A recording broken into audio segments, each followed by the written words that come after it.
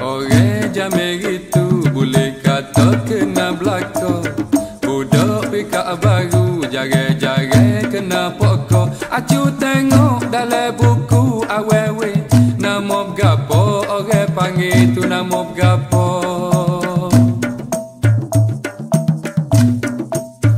Sebut nama pokok, nama glamour pokok angguk. Tempat dia paling suka dalam lubang kayu buruk.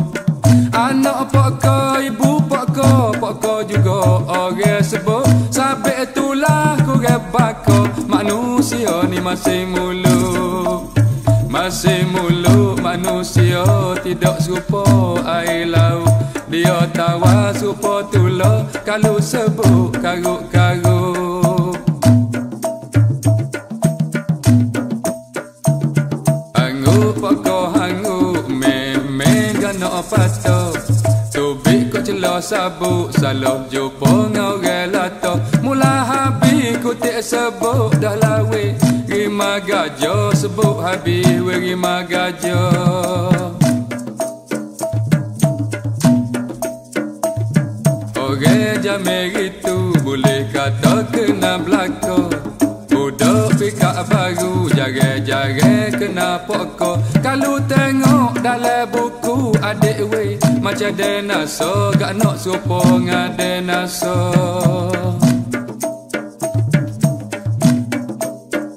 Sebelum merdeka pokok duduk dalam blue. Kalau ni payah dah nak jumpa, kalau ada puan tak pagar. Istimewa pokok warna dia boleh tukar. Kanan kiri gomo belakang, asal tangan dia sapa. Moga cidik bukan bodoh, jangan tebing duk wak bergurau. Besar kecil mulut dia, tak ada haras rumah halal.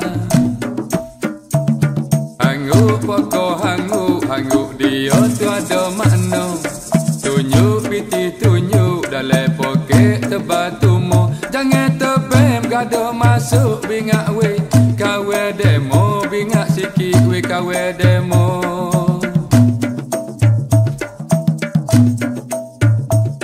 Orang jamai gitu boleh kata kena belakang.